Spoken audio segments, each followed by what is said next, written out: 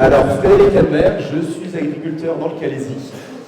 Alors, par rapport à certains ici, moi j'ai beaucoup de culture industrielle sur la ferme.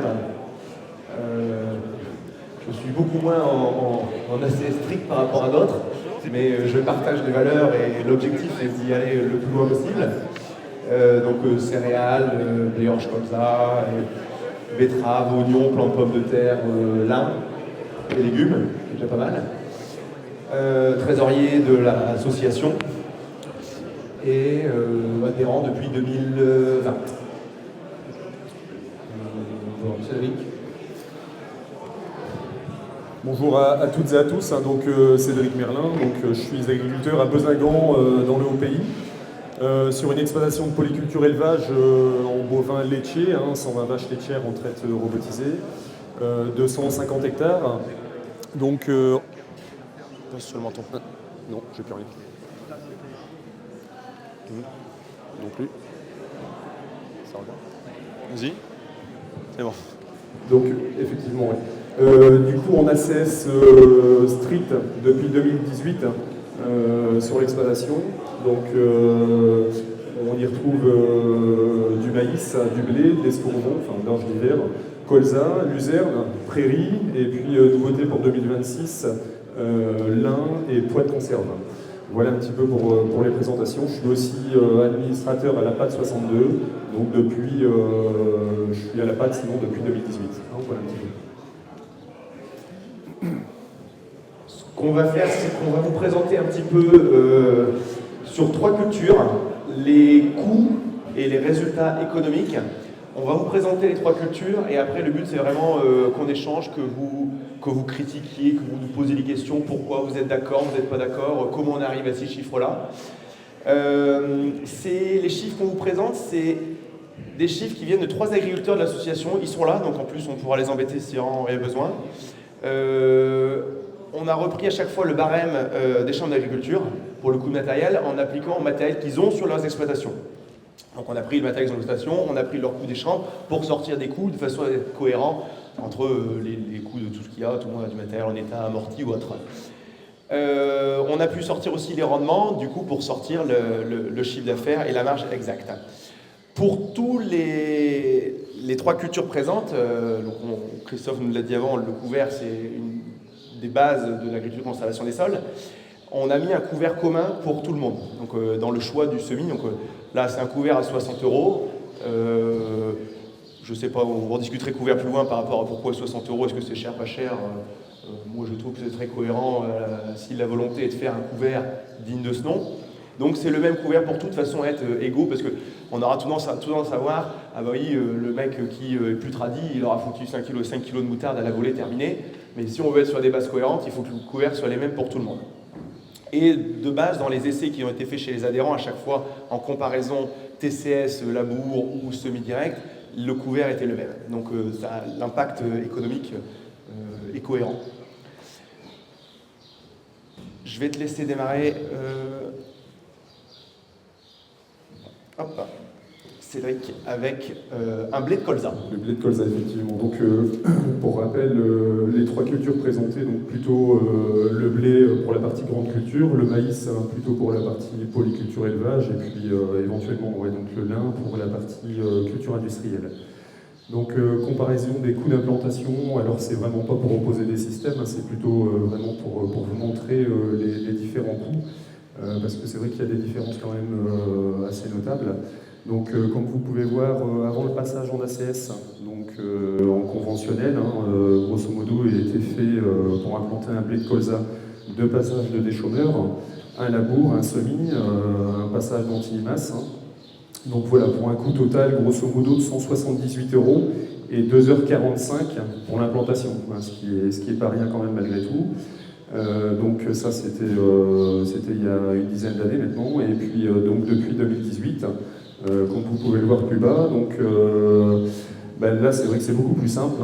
On sème, généralement on essaie de rouler quand les conditions le permettent, Et puis un passage d'anti-limaces également, parce qu'on est sur du blé de colza. Je rappelle quand même qu'il y a une population de limaces qui peut quelquefois être importante, malgré que ce qui est assez étonnant, c'est que la limace, quand elle est habituée à manger le colza, eh ben, elle laisse le blé tranquille, et ça c'est vrai que c'est quand même assez remarquable. Donc comme vous pouvez le voir, en coût total, on arrive à 75 euros.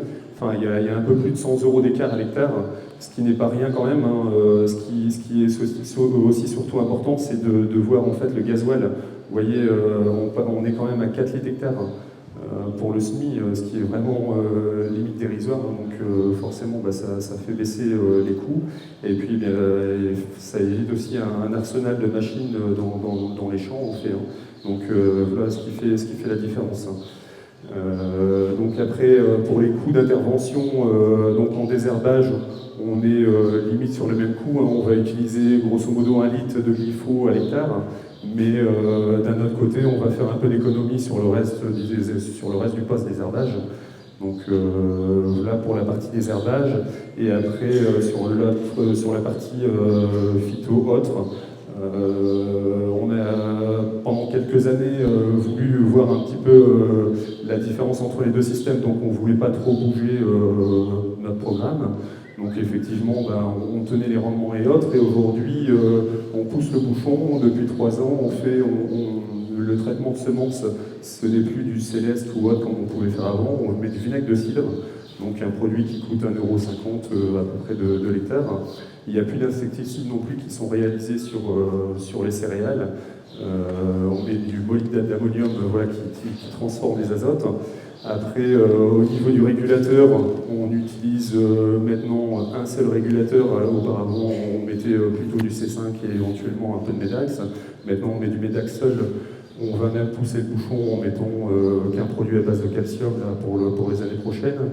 Et puis, maintenant, on travaille aussi beaucoup sur les oligos. On fait vraiment pour améliorer la croissance des plantes et donc qu'elles se défendent mieux face aux maladies. Donc,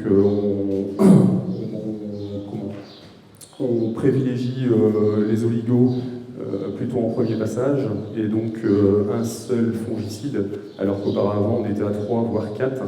Et donc du coup, oligo plus les passages autres, on arrive quasi sur le même coût de centaines d'euros. Voilà.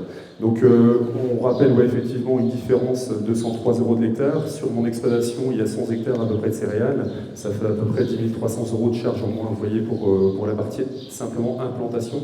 Donc c'est assez notable quand même malgré tout. Voilà pour la partie blé. Alors, ce que tu dis, Cédric, donc c'est là les deux systèmes présentés, c'est bien chez toi, c'est ce que tu faisais il y a 10 ans, et c'est vraiment les coûts exacts et les 2 coûts des chômeurs, etc. C'est des coûts barèmes champ d'agriculture, donc c'est relativement cohérent. On a laissé volontairement la ligne temps, puisque le gain de temps que tu as eu, sans parler des heures de tracteur qui y sont liées tout de suite, mais le gain de temps en passant en semi-direct, il a été absolument colossal, Quand on voit là que tu mets, on a dit quoi, donc, allez, les 2 hectares à l'heure en moyenne, ils y sont, 3, là on est même plus que ça. 3 à l'heure, même tout compris, toute intervention confondue, roulage, etc. Là où avant, c'était l'inverse, C'est ça. Le temps qu'on est sur les blés. Oui, tout à fait. On va rappeler un petit peu les chiffres. Donc ça vient de chez Marc, notre collègue, Marc Lefebvre avec la Guine. Lui, il avait repris un petit peu ses rendements, vous voyez, depuis 90. Donc auparavant en labour 96 quintaux, il est passé en TCS en 98 jusqu'en 2003 99 quintaux, et donc il est passé après à la suite en ACS à partir de 2004, et on est toujours à 99 quintaux. Voilà, c'est pour vous montrer qu'en fait on est vraiment stable dans les rendements, même avec, je dirais, une amélioration au fil du temps malgré tout. Mais voilà, c'est vraiment pour vous montrer qu'on est stable. Stable, et chez un bon paysan est très humble parce qu'il n'a pas voulu nous mettre 100, je pense. Voilà. Il ne nous écoute pas en plus. Parle-nous du maïs, Cédric, maintenant. Ton maïs. Effectivement. Donc celui de Nicolas. Là, c'est issu effectivement des chiffres de Nicolas. Donc toujours pareil, on a voulu vous montrer un petit peu la différence entre les systèmes. Donc vous voyez, semi-direct strict en maïs, après en striptil, TCS, labour. Donc on va reprendre éventuellement ligne par ligne. Donc les 2 premiers, il y a forcément l'implantation du couvert, donc semi-couvert direct à dents, donc 42 €. Il y a les semences de couvert 60,47 €.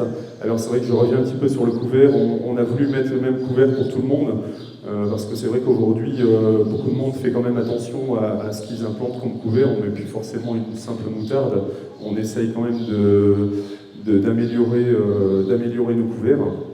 Donc pour reprendre, dans les 60,47 €, est-ce qu'on peut repartir un petit peu en arrière et montrer, donc aujourd'hui, voilà, si on achète le tout,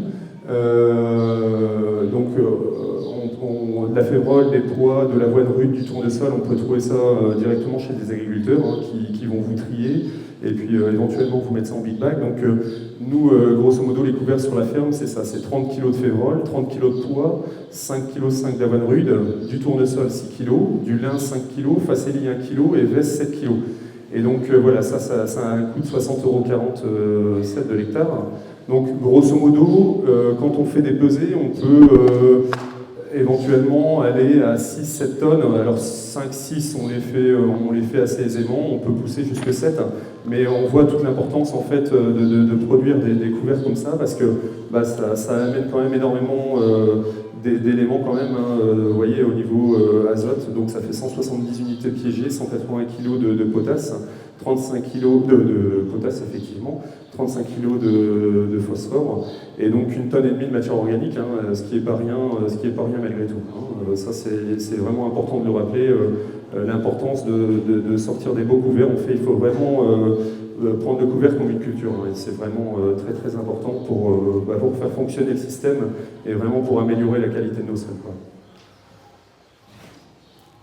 Donc on repart sur notre tableau du maïs. Donc après ça, sur le semi-direct et le strip-till, vous voyez, on descend plus bas, on fait une destruction généralement en rouleau FACA, 12,20 €. D'un côté, forcément, il n'y a que le semoir, semoir de semi-direct. Et donc là, ça nous fait un coût total à 107 € d'hectare. De l'autre côté, le strip-till, il y a le coût supplémentaire du strip-till. Donc là, qui est notamment une prestation à 115 €, donc ça fait un montant d'implantation à 187. Et de l'autre côté, donc, il y a le TCS, le labour, donc effectivement, il y a plus d'opérations, comme vous pouvez le voir. Ça, c'est en général ce qu'on faisait auparavant sur notre exploitation, sur nos exploitations. Donc voilà, les coûts des chômeurs, généralement 2 coûts des chômeurs, un coût d'implantation. Donc pour semer un couvert comme ça, généralement les gens utilisent un combiné de semis, ce qui nous fait un montant à 45 €. Donc pour rappel, c'est vraiment les coûts barème chambre pour essayer d'harmoniser au mieux. Et puis après ça, il y a la destruction. Là, bien sûr, il n'y a pas de rouleau FACA. Il y a la fissuration pour le TCS, il y a le labour de l'autre côté pour la partie labour. Il y a la préparation de semis et il y a le semis. Et tout ça pour arriver à un coût à 383,77 € de l'hectare. Enfin, vous voyez tout de suite une différence quand même notable entre le système semi-direct et le système labour, quoi. Il est vraiment important de le rappeler. On va même le voir plus loin, une exploitation comme la nôtre où on met un peu plus de 50 hectares de maïs, forcément ça nous refait un gain supplémentaire, on verra sur le tableau suivant.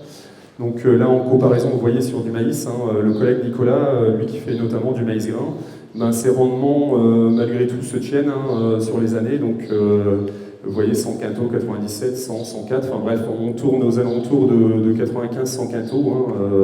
Vous voyez une moyenne à 96 quintaux. Et donc, opération culturelle là qu'on rappelle, et à un prix du maïs, effectivement, c'est bien de le rappeler aussi, vous voyez, un prix du maïs à 170 €, en prenant en compte les frais de séchage, il faut 17% de rendement en plus. Le labour, il faut 17% de rendement en plus, voilà, pour compenser l'écart des charges, ce qui est vraiment pas rien quand même, c'est vraiment impressionnant de pouvoir se le rappeler. Et voilà, donc c'est ce que je vous disais, là il y a une différence, vous voyez, sur notre exploitation, malgré tout, de 14 600 €. Donc vous voyez 14 000 là, plus tout à l'heure 10 000, il y a 24 000 € simplement pour la partie implantation céréales et maïs, nous sur notre exploitation, sans compter le reste, ce qui est déjà énorme au niveau sur la charge d'exploitation, quoi. Ça, hors phyto et hors gain.